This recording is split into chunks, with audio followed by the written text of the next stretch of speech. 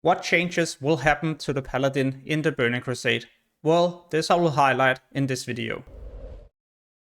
The most important thing is that Horde will finally be able to play as a Paladin with the introduction of the new race Blood Elf. This race will be playable the moment the pre-patch goes live. A new spell I'm looking forward to myself is Righteous Defense. This makes us able to taunt 3 nearby enemies, and why a Paladin will also be able to tank in dungeons and raids in the Burning Crusade. In Classic, this wasn't really a possibility, because the moment someone got aggro, you had nothing to do.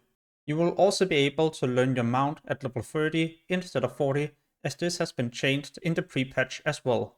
Talking about mounts, at level 62 you can learn Crusade Aura, a new aura which increases your mount speed by 20%, and this is also shared with nearby party members who is within 30 yards of the Paladin. At level 64 you can learn Seal of Blood, but this is a Blood Elf specialization skill only.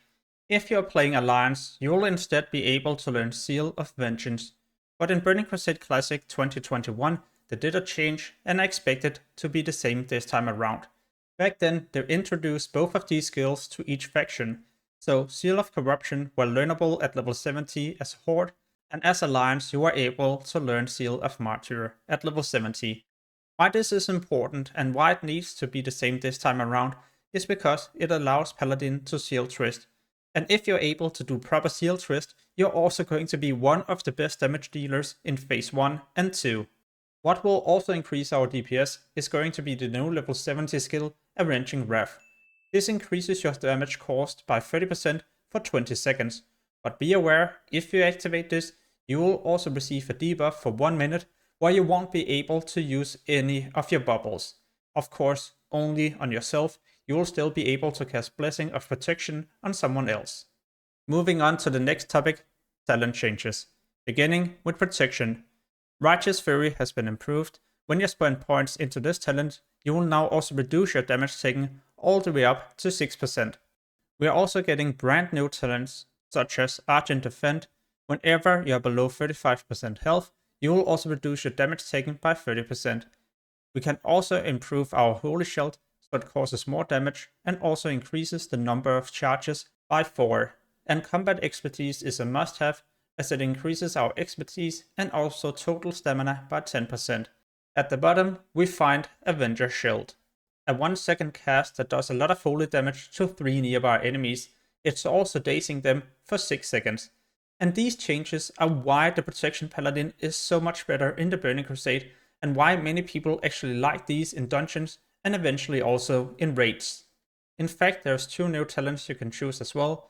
Spell Warding to reduce your spell damage taken by 4%, and Sacred Duty to increase your stamina by 6%, reduce the cooldown of your Divine Shield by 60 seconds, and also reduce the penalty by 100%. As Retribution, your Pursuit of Justice has been changed. It's now also reducing your chance to be hit by spells by 3% and increasing your mount and movement speed even further. Below this talent, there's also going to be a brand new called Crusade, and below this, improved Sanctuary Aura. Both of these are new. This is also the same case with the next 5 talents I'm about to show you.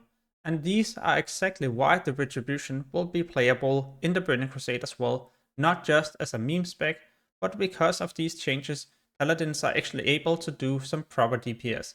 And back in Burning Crusade Classic 2021, I were maining a Retribution Paladin and I had a ton of fun, especially because of the talent at the bottom, Crusader Strike. This changed the entire gameplay, as we were no longer just depending on auto attacks, using Judgment and maybe an Exorcism once in a while. Now we had an instant attack we could combine with Seal Twisting. Moving on to the Holy Tree. Illumination has been changed, or well, nerfed. In Classic, it gave 100% mana back whenever you were critting. In TBC, it's now going to be 60%.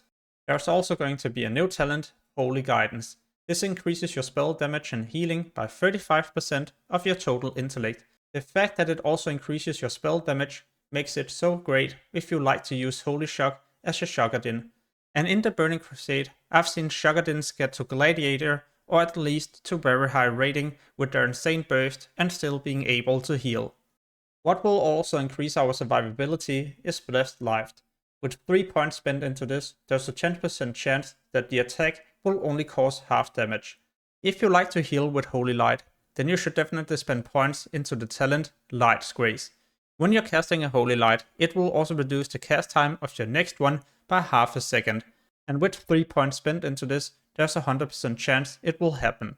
The talent at the bottom is a must-have, a 3 minutes cooldown, which reduces your mana cost of all spells by 50% for 15 seconds.